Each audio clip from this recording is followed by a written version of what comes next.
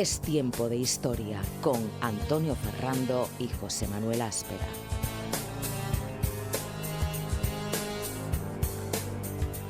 Hola a todos y a todas. Bienvenidos y bienvenidas a este programa cuyo objetivo es doble. Que paséis un buen rato y que al final del programa sepáis un poquito más de historia.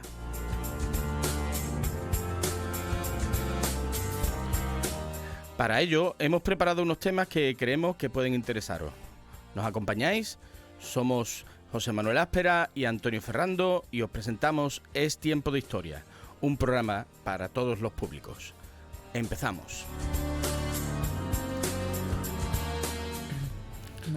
Bueno, un programa de historia para todos los públicos, que me he comido la parte más importante.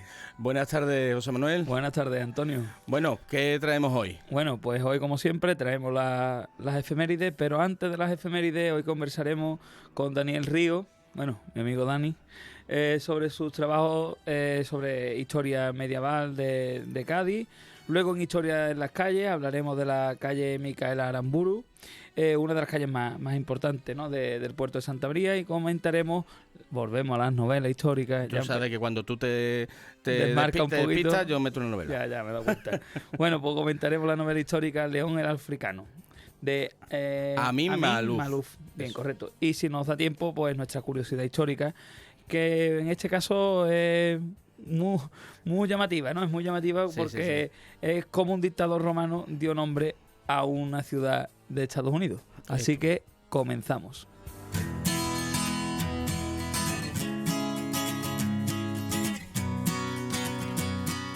Bueno, como acaba de decir José Manuel, hoy tenemos a Daniel. Hola, buenas tardes, Daniel. Buenas tardes, muchísimas gracias por la invitación. Daniel Ríos Toledano. Bueno, vamos a presentar a los oyentes a Daniel Ríos. José Manuel, te sugiero que después de la presentación te tome un poquito de agua porque ahí hay que leer, ¿eh? Sí, hombre. Ahí hay que leer. Ya apuntaba manera en mi clase, tuve la suerte de tenerlo de compañero. Pues nada, en la clase, y ya digo yo a los señores oyentes que apuntaba manera y aquí está. Eso es. Pues venga, bueno, ¿quién es Daniel Ríos? Pues nada, Daniel Ríos es profesor contratado predoctoral, FPU, del Departamento de Historia Medieval y Ciencias y Técnicas Historiográficas de la Universidad de Granada. Toma ya, nada más que el título te hace falta respirar 3 veces. La placa mide 3 metros. En la que desarrolla su tesis doctoral sobre el puerto de Cádiz durante la Baja Edad Media, bajo la dirección del profesor Raúl González Arévalo, al mismo tiempo que imparte docencia en materia de historia medieval. Graduado en Historia y en Humanidades por la Universidad de Cádiz, máster en formación del profesorado por la Universidad de Granada, máster en Patrimonio, Arqueología e Historia Marítima por la Universidad de Cádiz y máster en Métodos y Técnicas de Investigación Histórica en la especialidad de Historia Medieval por la UNED. Es miembro del grupo de investigación Identidades, Sociedades y Territorios en el Mediterráneo Occidental del siglo VI al siglo XVI. Y del proyecto de investigación Comunidades Genovesas en el Sur Ibérico del siglo XV. Ha participado en diversos congresos y seminarios internacionales y nacionales. Ha realizado estancias de investigación en la Universidad degli Studi di Génova, ¿no? Cada vez te hacemos hablar idiomas más diversos, ¿eh? El alemán, el francés, el italiano. Ha recibido el premio de medievalismo en la Sociedad Española de Estudios Medievales por su artículo Cádiz y el comercio marítimo genovés en el siglo XIV en el año 2018. Y entre sus publicaciones cabe mencionar la reciente edición de la monografía sobre Cádiz y su bahía durante la Baja Edad Media, publicada por la editorial Silex. Su línea de investigación se centra en el estudio del comercio marítimo, los puertos, la navegación y los mercaderes durante el siglo XIV y XV, desde el Observatorio de Cádiz y su bahía. Un poquito de agua, José Manuel, un poquito de agua. Vaya el currículum, ¿eh? Currículum. Enhorabuena. Antes que nada, enhorabuena. Y bueno, la primera pregunta, Dani, que siempre suele hacer. Sí. ¿Por qué decidiste estudiar historia?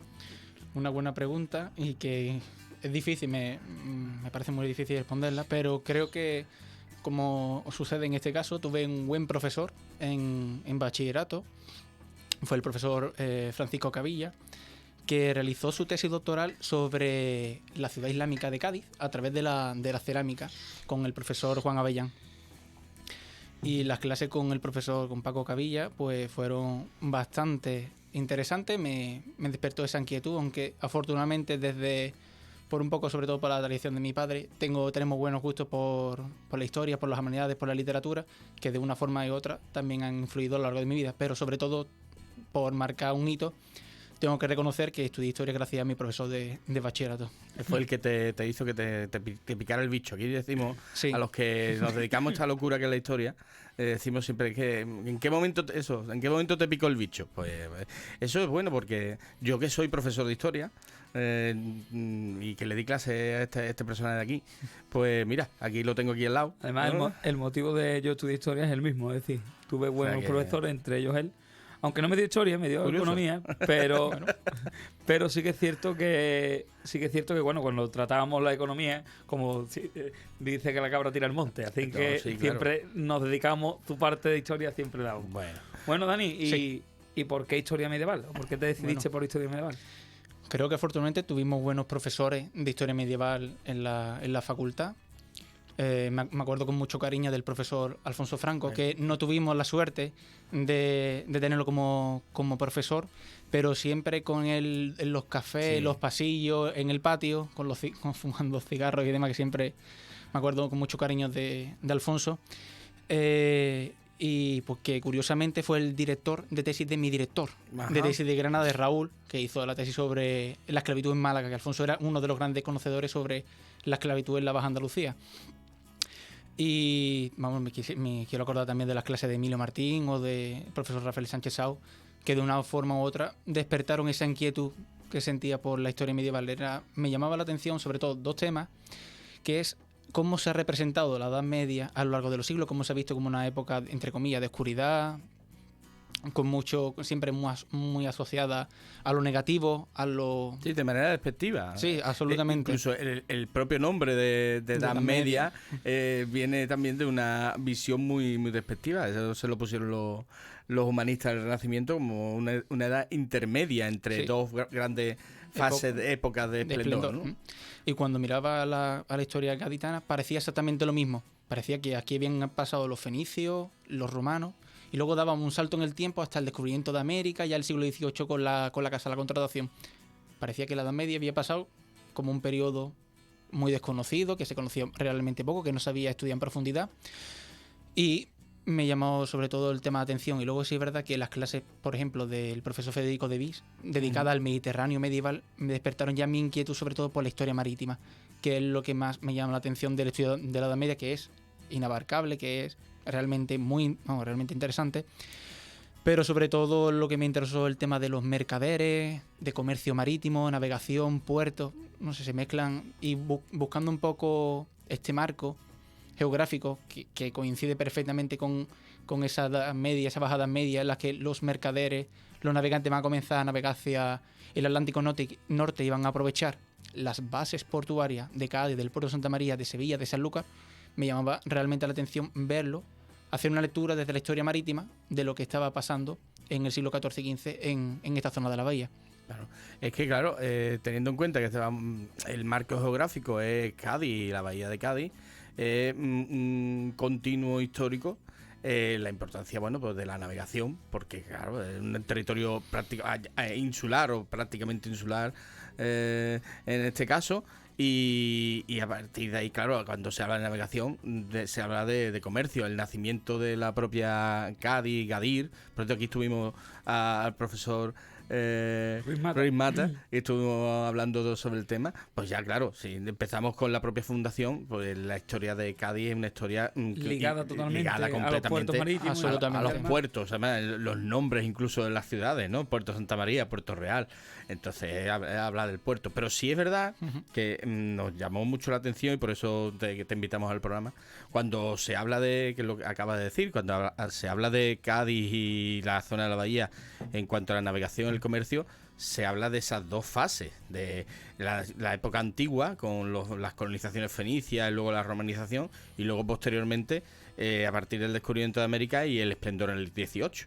Y en cambio tú te levantas la mano y dices, cuidadito, que esto aquí hay que tratar este salto este salto en medio y algo, en ¿no? medio y algo. Exactamente. algo, ¿no? El problema aquí radica en un problema de base historiográfica.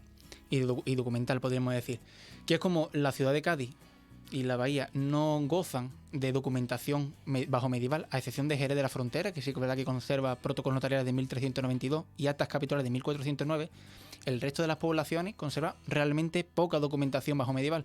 En el caso de Cádiz, toda la documentación se perdió en 1596 con el famoso asalto anglo-holandés que sufrió la ciudad. Por lo cual, lo que conocíamos de la ciudad era realmente poco. Eso se une a una escasa interés de la historiografía de dedicarse a este tema, porque si no hay fuentes, no hay documento, ¿para qué vamos a estudiar estas cuestiones, estos temas, si no hay documento para poder estudiar Cádiz y todo, al fin y al cabo todo el entorno? Si bien es cierto que se han conservado documentos de registros documentales de estas poblaciones, sobre todo tenemos afortunadamente el archivo de los Medinaceli, que se conserva en Sevilla.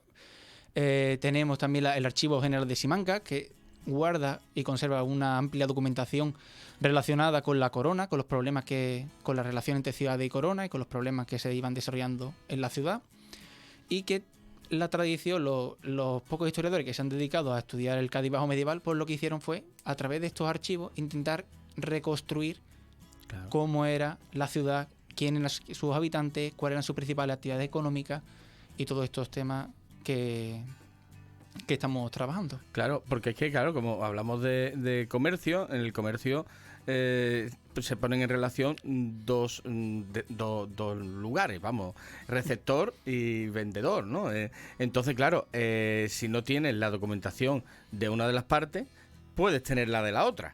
El caso, por ejemplo, de Génova, ¿no? En el caso de los genoveses. Exactamente. Lo que nosotros pretendemos en la tesis doctoral es recuperar toda la documentación, no simplemente, bueno, en este caso quizás la novedad está en la documentación italiana, pero no simplemente esta, sino todo lo que se sabe de Cádiz a través de la documentación de Castilla, de la sesión Osuna, por ejemplo, que guarda toda la documentación de los Ponce de León, que fueron propietarios de Cádiz en la segunda mitad del 15.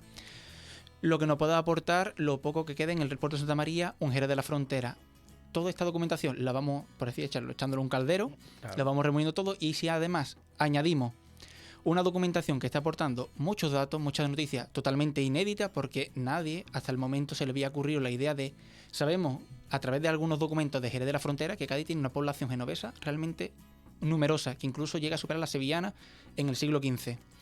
Nadie se le había ocurrido la idea de vamos a ver, vamos a Génova, al arquivio de Stato, vamos a ver qué fondos se conservan, y a partir de ahí vamos a reconstruir quiénes son estos barcos, de quiénes son los barcos que cargan, qué mercancías exportan, quiénes son los mercaderos o los operadores que están trabajando en este ámbito y demás. Vamos a intentar tejer el papel de Cádiz dentro de las redes comerciales, ¿no? de las rutas comerciales marítimas que unían a Cádiz desde el Mediterráneo oriental hasta el norte de Europa, que estaba conectada a los principales puertos europeos.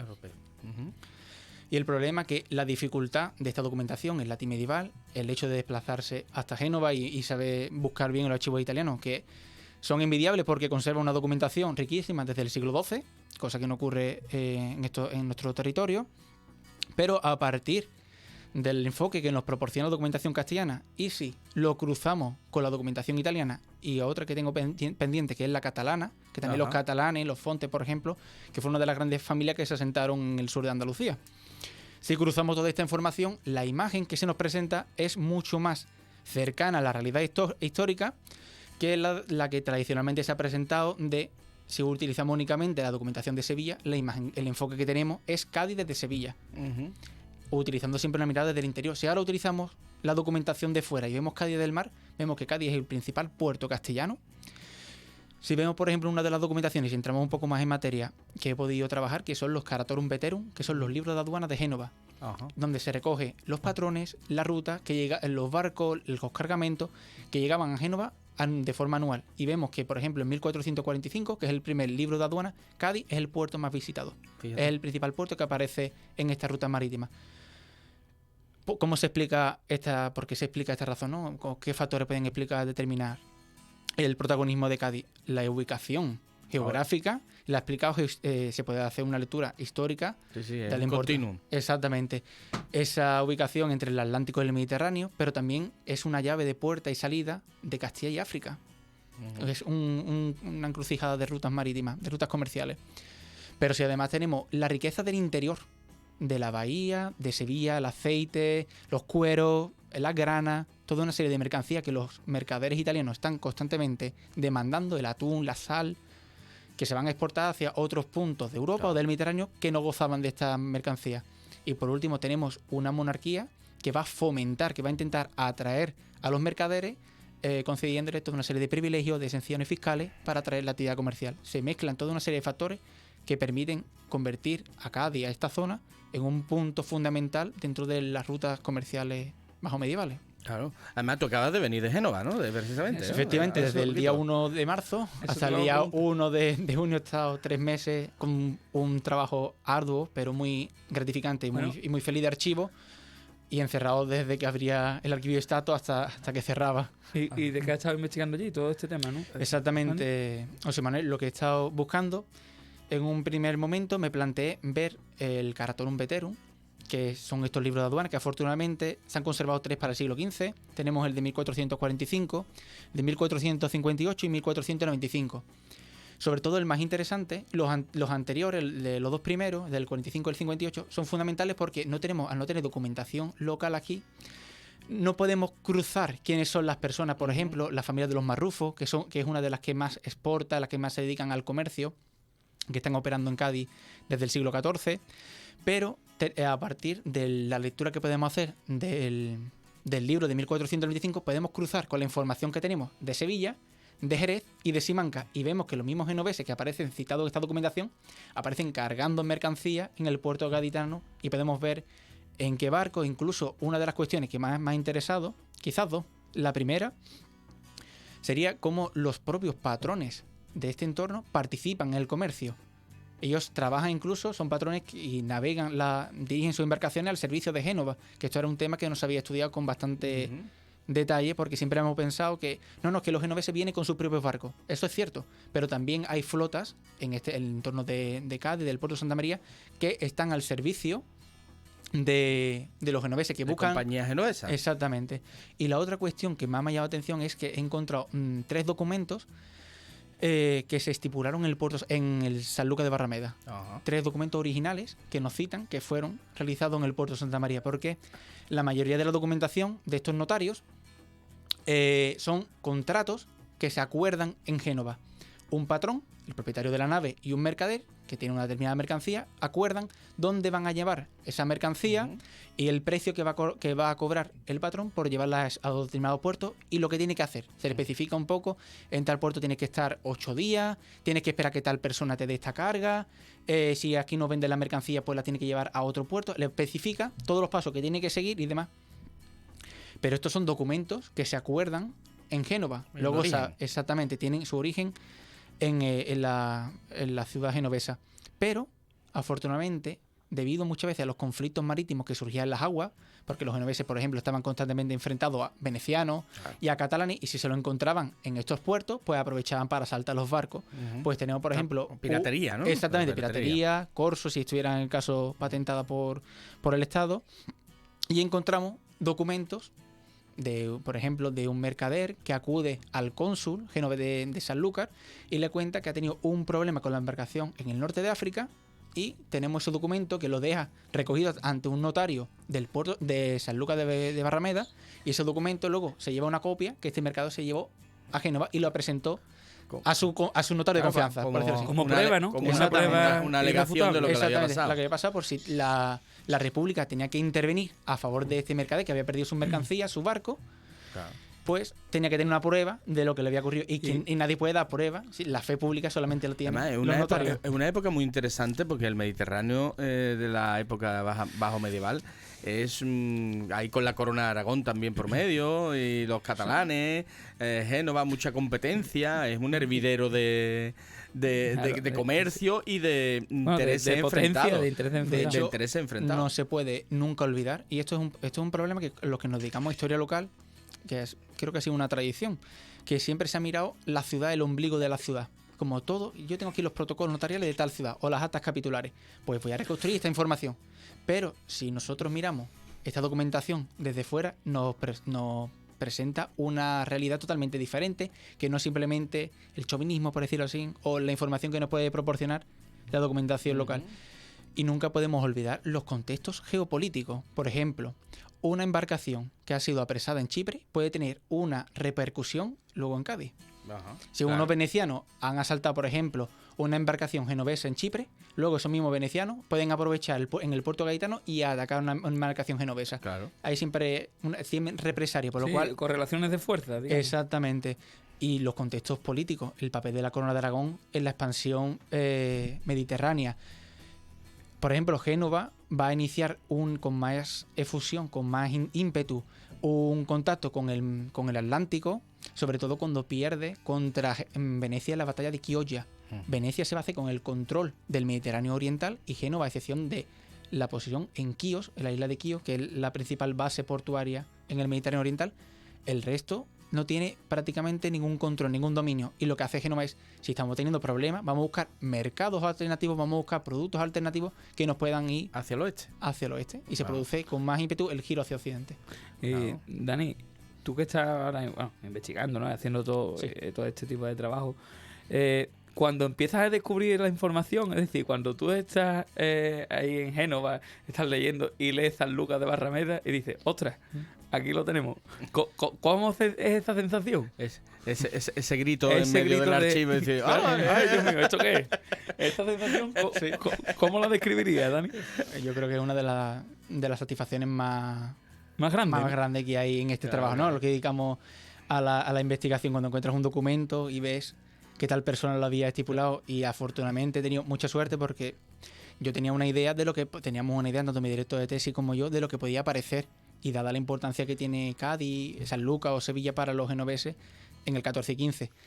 Pero cuando estás constantemente viendo Cádiz, Cadese, San Lucas, no escriben, simplemente hay un par de documentos que encuentra San Lucas de Barrameda, pero normalmente se refieren a ella como Rivo Sibilie, el río de Sevilla. Ah. Sibilia, cuando ves esa información, es que te quedas alucinado y te da Como no sé, fuerzas para seguir. te ¿no? da fuerza para seguir, pero por otra parte, un poco entre comillas, coraje para decir, esto no se ha hecho. Y tanto tiempo había que esperar para que se hiciera esto, para que se hicieran otras lecturas de unos documentos que están plagados. Te estaba esperando a ti, Daniel. Claro, eso. No, me siento muy afortunado de poder Claro. trabajar estos temas, y entre el hecho un poco de saber lo que te puedes encontrar, pero cuando sabes que empiezas a ver notarios y empiezas a ver constantemente referencias a Cádiz, a Sevilla, a Sanlúcar, te vas dando cuenta de Que vas por el buen camino, ¿no? exactamente, y la información, porque al fin y al cabo cuando nos presentamos las tesis doctorales planteamos una hipótesis, planteamos unos temas que no sabemos muchas veces, sobre todo los que nos dedicamos a fondos de archivísticos, ¿no? Fondos de archivo. No sabemos lo que nos podemos encontrar, tenemos que ir tanteando. Sí. Pero cuando comienzas a ver sesión, fondo en el que vas y comienzas a ver mencionando estos puertos, ¿no? No sé, y además que es un tema, la ventaja que tiene trabajar estos temas que en parte relaciona a la historia global. Claro. No hace simplemente, no, que yo estoy trabajando Cádiz, pero es que yo no voy a trabajar más allá de cortadura.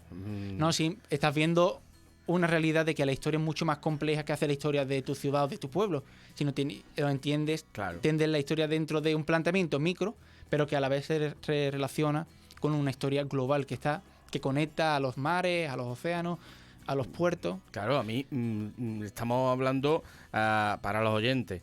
A ver, a mí se me ha ocurrido una cosa, y se me ha ocurrido un nombre, porque hemos estado hablando de Génova, comercio, la zona de Cádiz, Golfo de Cádiz, vamos a decirlo, Golfo de Cádiz, siglo XV, final del siglo XV. A mí me sale solito el nombre de el genovés por excelencia, que bueno, lo de genovés Vamos a dejarlo encomillado. todavía es que es Cristóbal Colón. Sí. ¿Vale? La figura de Cristóbal Colón pues surge en este contexto. Es un genovés que trotamundo buscando su negocio, haciendo sus trampeos, porque es un personaje, Cristóbal Colón. Y buscando, y como tú bien has dicho, mirando hacia dónde, hacia el oeste. Lo que pasa es que, claro, él se pasó un poquito de frenada. Sí. ¿Vale? Bueno, pues claro, en este contexto, cuando tú estás hablando en una perspectiva micro, a mí me sale la perspectiva macro, me sale el descubrimiento de América. Claro, eso está ahí de fondo, ¿no, Daniel? Sí, sobre todo lo que más me interesa es vincular esa tradición atlántica, porque eso es algo, no sé si hasta qué punto la historiografía genovesa se la ha querido dar un poco de... Se ha intentado enorgullecer de estos hechos. Que ellos fueron los primeros que en 1277 navegaron las columnas de Hércules para llegar hasta Flandes y hasta Inglaterra, Southampton y Brujas respectivamente, que fue una embarcación de un espínola que por primera vez abrió de nuevo la navegación atlántica, que por la serie de circunstancias históricas pues no se había desarrollado con tanta frecuencia, ¿no? Con tanta suida. Pero luego ellos vinculan este hecho con el otro gran hecho que explica, o incluso el viaje de los hermanos Vivaldi en 1291, que intentan bordear, circunnavegar África para intentar llegar a la India. Siempre ellos han intentado como explicar desde el punto de inicio con los Vivaldi, que inauguraron las rutas oceánicas, o con el Spínola, hasta Cristóbal Colón, que ya es el gran descubridor, entre comillas de descubridor, de América. Por lo cual ellos intentan como ver una tradición marítima desde el siglo XIII nosotros estábamos con nuestros barcos, lanzándonos con nuestras galeras, lanzándonos a la aventura de intentar llegar al norte de Europa, intentando cruzar el estrecho de Gibraltar para bordear África, y una forma también de explicar cómo, y además los puntos que elige Cristóbal Colón en el primer momento, Palos, porque la bahía, a excepción de Puerto Real, que la fundó los Reyes Católicos en 1483, gracias. Luego pasa a manos de Jerez en 1488, si no recuerdo mal. Correcto. A excepción, todos son puertos que pertenecen a los grandes señores de Andalucía. Son señoríos. Sí. Por lo cual, Cádiz se va a liberar un poquito después. Cádiz en 1423 pasa de nuevo en la corona, que la corona no pierde la oportunidad de arrebatársela a los Ponce de León. Hace falta un puerto. Motivo que explica por qué el segundo viaje de Colón, por ejemplo, parte desde Cádiz. Pero el primero, obviamente, en 1492, Ponce de León estaba perfectamente, todavía estaba vivo. Estaba ahí. Todavía estaba haciendo sus presiones fiscales y dominando la bahía. Claro. Y obviamente la monarquía tiene que buscar una alternativa para no beneficiar a los señores. Y en el momento que los reyes católicos, que son la historiografía la han defendido como los que intentan consolidar la monarquía. Claro. Intentar contrarrestar el poder de los señores feudales, de los señores que estaban... Motivo por el que hay un acercamiento. El motivo por la fundación de Puerto Real es porque Puerto Real es un territorio que se encontraba ahí. No había puerto. Puerto Real. No tenía el nombre de nadie, no tenía un territorio que no estaba ahí bardío, perdido. Y entonces a los Reyes Católicos les necesitaba un puerto de mar para que tuvieran ellos por lo menos y no tuvieran que pagar el tributo, digamos. Exactamente. El puerto de Santa María está a manos del primero conde y luego duque de Medinaceli. Y de ahí nace puerto por puerto de mar y Real por los Reyes Católicos. Que pertenecía a los Reyes Católicos, a la monarquía, era el puerto realengo. Y entonces hablamos de una colonia genovesa importante en Cádiz, ¿no? ¿Podría ser en ese tránsito de la Edad Media a la Edad Moderna la colonia más importante de comerciantes extranjeros de Cádiz, quizás? Sin duda. De hecho, esto es un dato hay un mercader milanés que en 1519 se recorre parte de la geografía ibérica y también toda una serie de ciudades europeas. Y cuando llega a Cádiz, le sorprende la cantidad de artesanos y comerciantes genoveses, sobre todo, que había en la ciudad. Él cita que había alrededor de unos 500. Me imagino que este número será exagerado, ¿no? Exagerado un poco, pero lo que revela es que había una importante comunidad italiana asentada en la ciudad, que había surgido desde el repartimiento, cuando Alfonso X el Sabio conquista toda la zona de la bahía. Ya incluso en el repartimiento, en lo poco que conocemos del repartimiento urbano de Cádiz, hay mención a genoveses, por lo cual ya hay italianos que reciben parcelas para poder desarrollar su vida económica y social. Y van trazándose toda una línea, van evolucionando y creciendo esta comunidad italiana hasta incluso llegar a finales del 15 y a principios del 16 y a ser la comunidad italiana más importante de Cádiz, pero es que la comunidad genovesa de Cádiz es la más importante de la corona de Castilla, para no hablar de España porque en verdad todavía no existía. Que se podía comparar un poco a la de Sevilla, pero tenemos datos, tenemos documentación y que en Sevilla no había tantos genoveses como había en Cádiz. ¿Cuándo se acaba este periodo de auge o de hegemonía económica y portuaria y naval de Cádiz? Cuando los Reyes Católicos decidan trasladar la casa de contratación o crear la casa de contratación y fundarla en Sevilla. Esto va a generar un cambio drástico de que los mercaderes genoveses, italianos y demás que estaban asentados en la ciudad ya no tenían tanto interés ni en el Mediterráneo oriental ni en el norte de África, ni en Inglaterra, ni en Flandes, ni en Brujas. Por lo cual, el comercio, el negocio, ¿dónde está ahora? En el Atlántico, en las Indias. ¿Quién es el principal puerto que comercia con las Indias? Sevilla. De hecho, hay una prueba que en Simancas se ha conservado, por ejemplo, cartas de vecindad de mercaderes italianos, genoveses, que estaban en Cádiz y que a principios del 16 se trasladan a vivir a Sevilla. Cádiz estuvo empujando un poco, haciendo presión para intentar obtener el privilegio también de participar en las redes económicas con las Indias. De hecho, en Simancas, y esto es un documento que publica hace relativamente poco, hay una carta que manda el Concejo de Sevilla a Fernando el Católico, porque ya Isabel había fallecido, en 1509, en la que le dice literalmente que ni se le ocurra trasladar la casa de contratación a Cádiz o a Jerez. 6 años. Simplemente 6 años después de la fundación. 5 años después de la fundación de la casa de contratación. ¿Quién lo había pedido?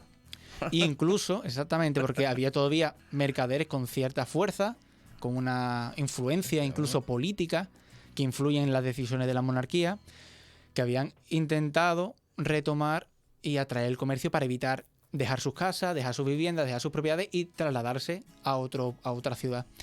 Incluso el propio documento te dice que Sevilla se está despoblando porque hacen años que no llegan barcos. Ajá. Ya Cádiz había sustituido, desde final del 14, había sustituido a Sevilla como principal puerto atlántico. Y eso estaba perjudicando, aunque hay una relación entre ambas ciudades, pero también hay rivalidad, porque hay intereses de dominar un poco.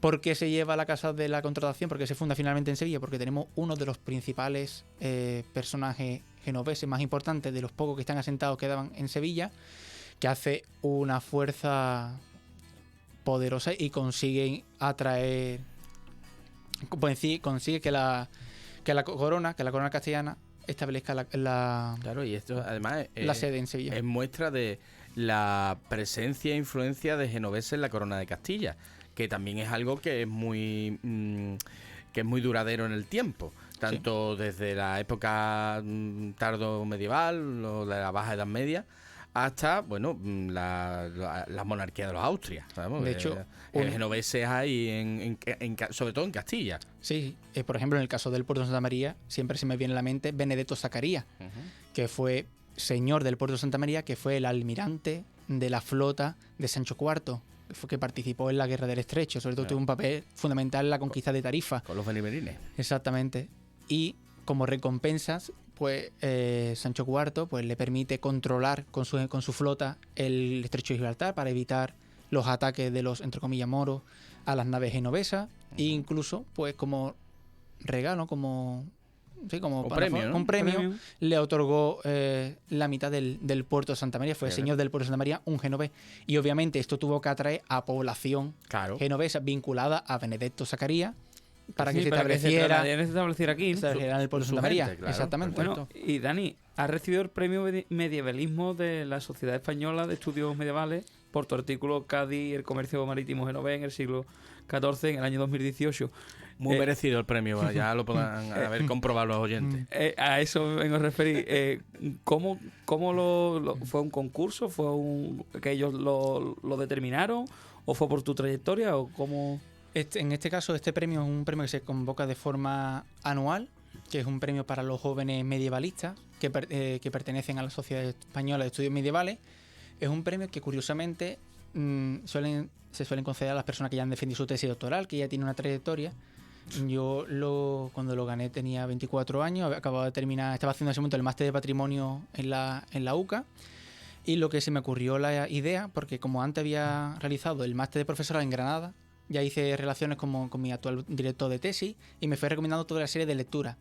Y uno de los libros que me comentó fue un libro en el que se trabajan, aunque unos historiadores belgas se le ocurrió la genial idea de irse a Génova para buscar protocolos notariales en los que hubieran viajes directos de Génova a Flandes. ¿Qué ocurre?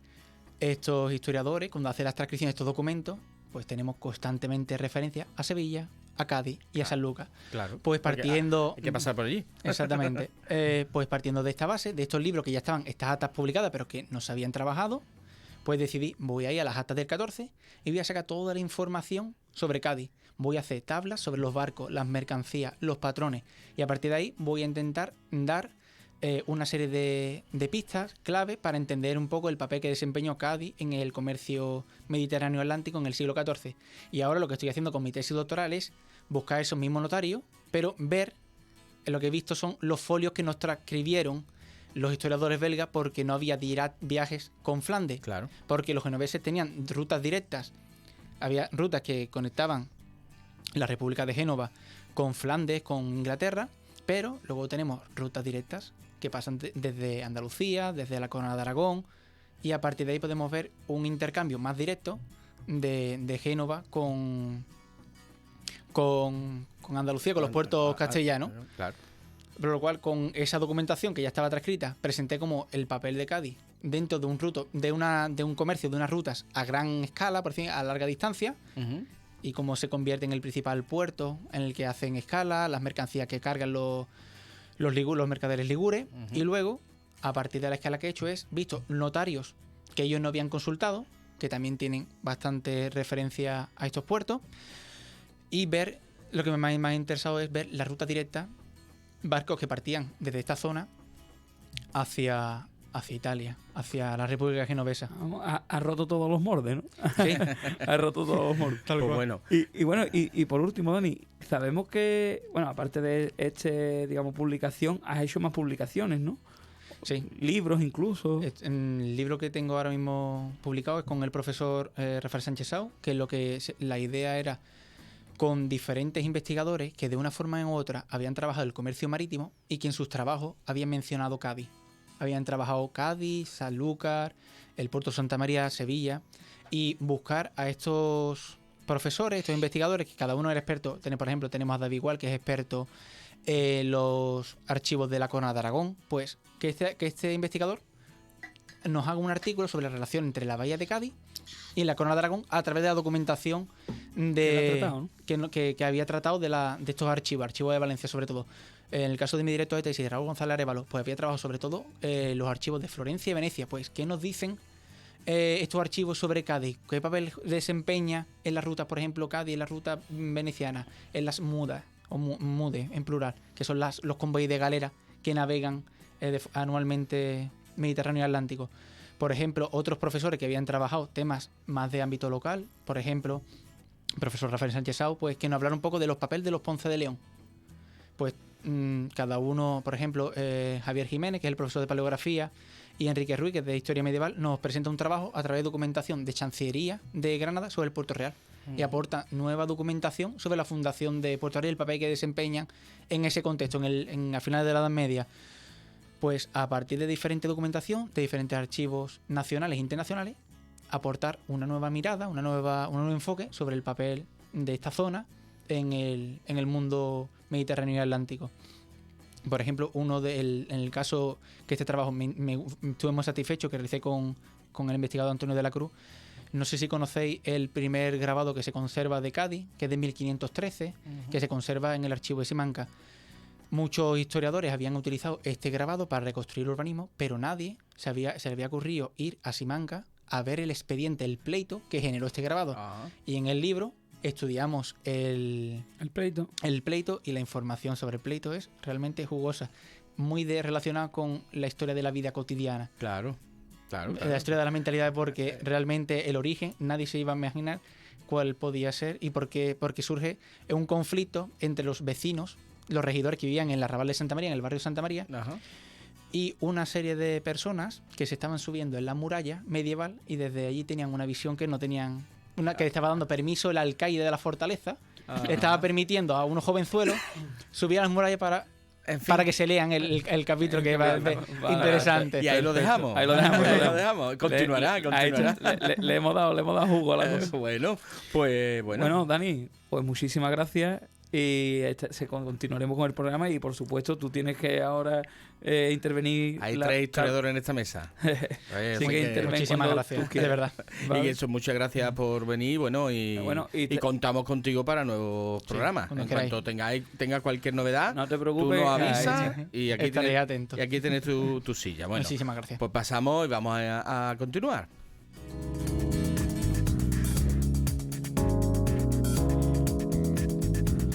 Bueno, como siempre, la sección que nunca falta en Es Tiempo de Historia son las efemérides.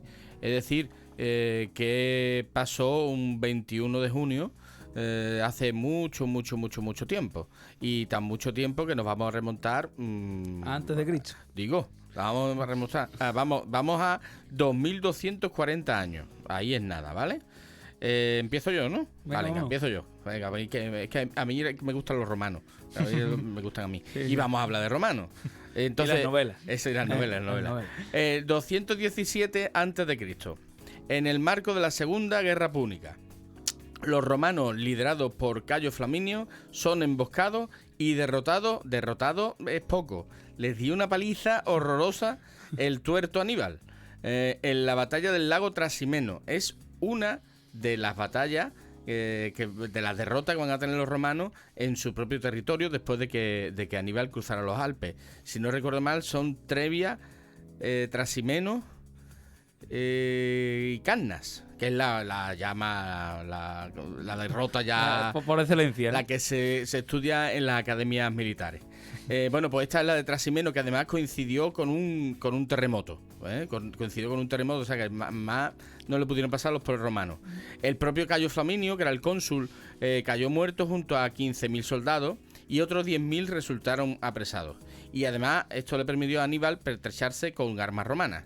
Ya digo que no fue la última, fue la penúltima. Y aquí, bueno, se crea ese dicho que usaban los romanos para asustarse, eso cuando es que viene el coco. El que viene el coco de los romanos es Aníbal ad portas, Aníbal en las puertas, ¿no? Ese, cuidado. Bueno, pues tal día como hoy, hace 2240 años, pues los romanos se llevaron una de las palizas que se le dio a Aníbal.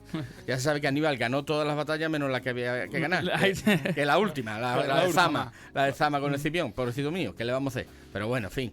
Ahí estuvo en un tris la cosa de que en vez de hablar latín habláramos púnico. Hablamos púnico, pero hablamos un latín envejecido que se convirtió en nuestra lengua actual, ¿no? Bueno, pues esto es un 21 de junio de 2017 a.C. José Manuel. De 217 a.C. Eso es. Bueno, hablamos. En el 1791, también nos retrotraemos ahora mismo a 232 años, el rey Luis XVI de Francia y su familia son detenidos en un control cuando intentan huir al extranjero.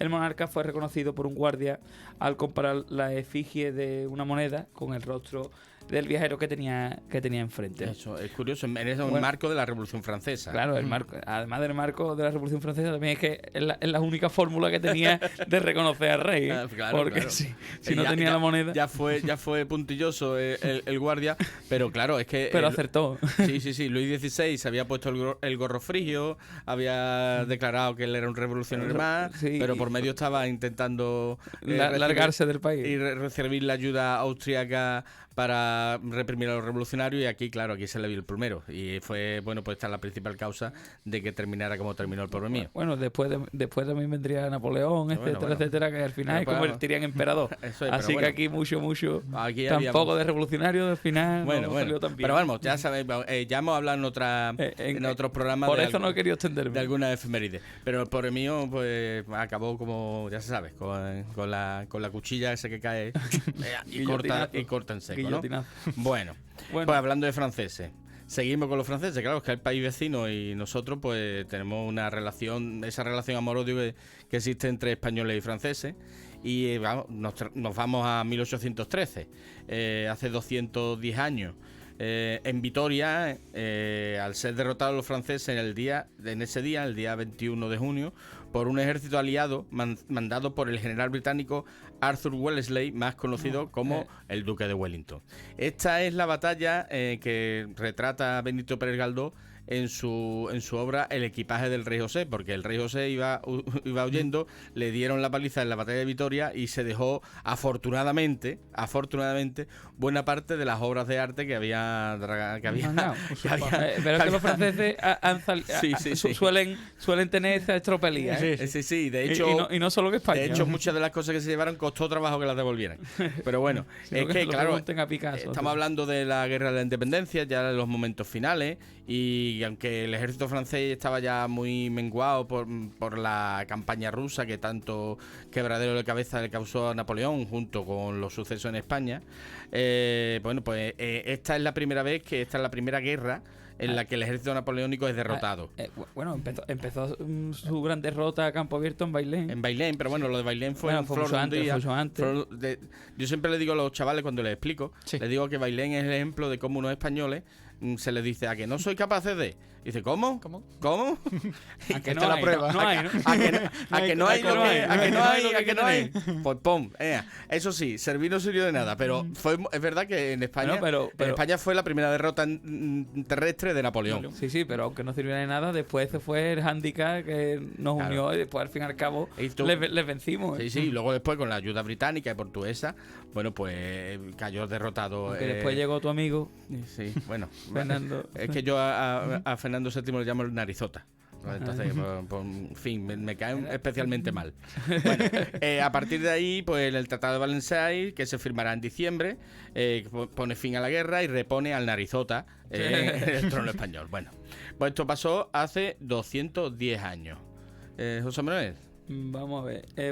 Ya un poquito más... Nos vamos al siglo XX. Al siglo XX, ya en este caso hablaremos de 1908, concretamente hace 115 años.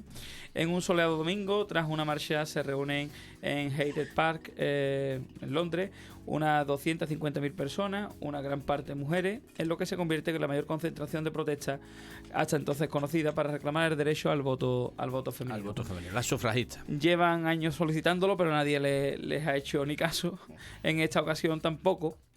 Por lo que se indican otras formas de presión, ¿no? Como las huelgas de hambre, encadenamientos en el Parlamento y apedrear la sede del gobierno. 10 años más tarde verán en su fruto con las protestas que habían realizado, concretamente lograrán el voto de las mujeres mayores de 30 años, ¿no? Es curioso que se consiga en 1918 y hay un porqué. En 1908. Pero esto se produce en 1908, pero lo consiguen 10 años después.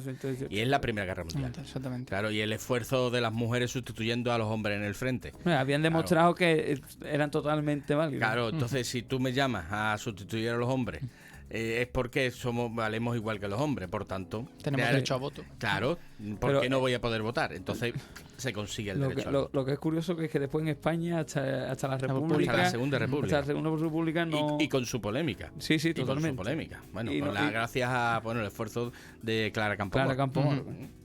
Bueno. Con el Partido Radical de Rúa. Eso es. Bueno, nos vamos a 1942 y aquí en el marco de la Segunda Guerra Mundial tenemos dos acontecimientos que se producen el mismo día.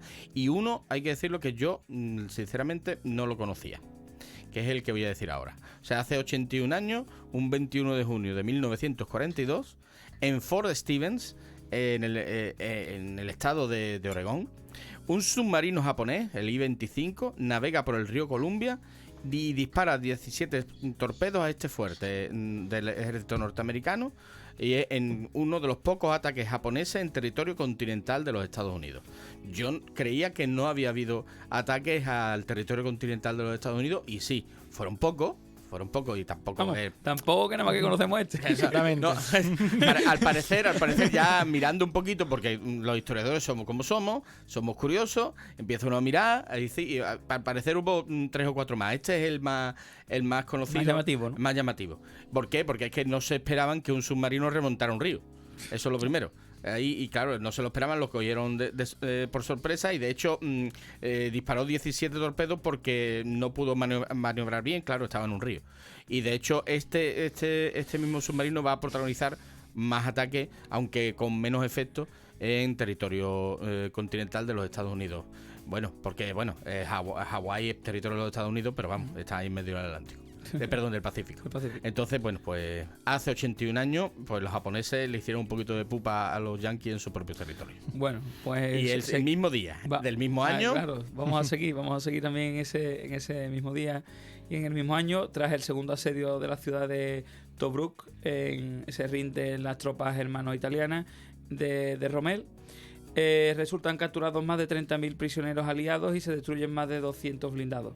A pesar de ello, Rommel cuenta con una de las líneas de suministro debilitadas y se ve obligado a esperar refuerzos porque apenas le quedan 60 carros de combate. El zorro del desierto, el Africa Corps. En este caso, aquí el gran zorro del desierto no hizo más pupa porque no le mandaban ni gasolina. Sobre todo lo que pedía era gasolina para los tanques y no le mandaban gasolina. Y bueno, pues el pobre mío hizo... Bueno, el pobre mío, a ver, que era nazi Antonio. El pobre hombre, vamos a dejarlo ahí, el pobre general, pues no pudo hacer más por eso. Y claro, las tropas aliadas sí tenían rutas de suministros mejores y bueno, pues consiguieron recuperar Tobruk y aparte, punto de inflexión, porque uno de los puntos de inflexión, porque en esta parte es cuando empieza, en el año 42, cuando empieza, digamos, la Segunda Guerra Mundial, a darle la vuelta a la tortilla. Hay que tener en cuenta que a partir del 39 al 42 los nazis iban enflechados. El 43, el 43 hablamos de Stalingrado, pero también hay que hablar, y precisamente en este teatro de operaciones, de la retirada del Africa Corps y del salto a Europa en el desembarco de Sicilia. Que ya empieza ya la liberación del continente a través del sur, ¿no? Bueno, pues a nosotros que no falte nunca efeméride de la Segunda Guerra Mundial. Pero espérate que hay otra, que no hay dos sin tres. Efeméride que ganen los buenos. Lo bueno que tiene la historia es que siempre ganan los mismos, ¿no? Si no. Los yankees. Bueno, pues la tercera, hemos hablado de dos del 42, pues la tercera en el 45. Y trasladamos el teatro de operaciones de Europa al Pacífico. Tras una larga y cruenta batalla, los norteamericanos, toman finalmente la isla japonesa de Okinawa. Los norteamericanos ponen su pie en territorio japonés. La isla, situada a 550 kilómetros al sur de la península coreana, proporcionará a los norteamericanos una valiosísima base naval y un área desde la que lanzar ataques sostenidos y vigorosos contra el territorio japonés. Se estima que más de 90.000 soldados japoneses habrían muerto en los 82 días que habían durado las hostilidades. Hay que tener en cuenta que para los japoneses rendirse no era una opción. De hecho, el gran problema de los Estados Unidos, que sabían que la guerra la tenían ganada, lo que no sabían era hasta cuándo, porque los japoneses no se iban a rendir. Así de claro. Ese es el motivo por el cual en 2 meses, estamos hablando de junio, pues en agosto, pues... Esa mentalidad asiática de aquí hay que mantenerse hasta el final. El japonés, de hecho, agarrarse un clavo ardiendo. Uno de los factores de por qué los japoneses trataban tan mal a los prisioneros de guerra es porque los consideraban deshonrados. Porque un soldado no se rinde, o muere o se suicida. Ahí no hay nunca prisionero. No se hacen prisioneros. Bueno, pues esto va a motivar pues las bombas de Hiroshima y Nagasaki, porque ya convencen a los japoneses de decir, bueno, más hay que rendirse, me parece, ¿eh? Bueno, pues la última, venga. En 1953 nace en Karachi, Pakistán, la política pakistaní Benazir Bhutto, hija del expresidente y ex primer ministro Zulfikar Ali Bhutto, que en 1988 se convertirá en la primera mujer en gobernar un país musulmán en la historia contemporánea, aunque en el año 2007 será asesinada. Sí. Asesinada y traicionada totalmente. De hecho, fue en el 88 y luego tuvo un segundo mandato unos años más tarde. En el 93, ¿no? 93, 94. Hasta el 96. Y en el 96 otra vez la vuelven a expulsar. Y porque la pobre no la dejan gobernar. La acusan de corrupción.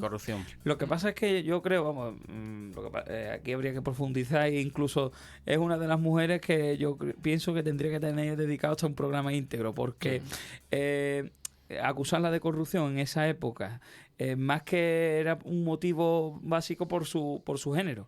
Estamos convencidos de que si hubiese sido un hombre, seguramente este tipo de acusaciones no le hubieran llegado, básicamente porque la sociedad pakistaní en ese momento era totalmente machista y que las mujeres estaban siempre en un segundo plano, ¿no?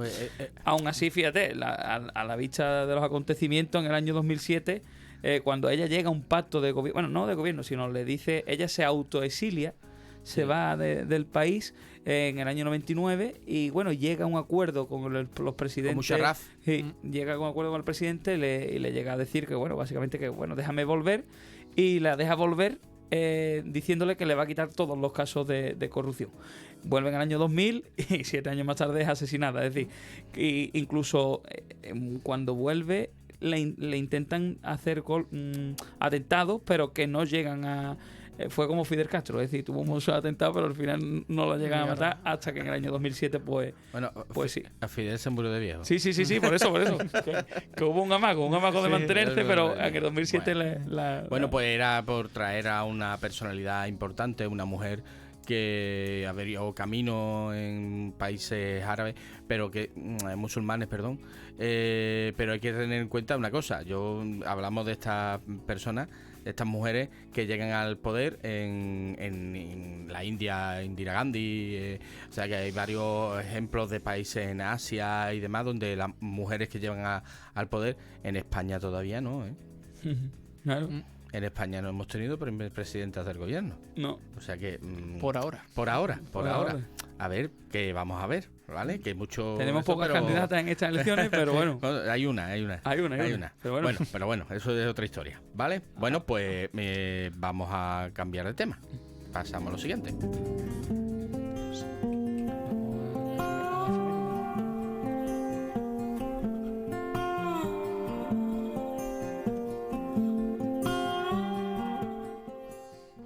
Bueno, como nos pasa siempre. Nuestros oyentes saben que nosotros proponemos algo, pero nunca lo cumplimos.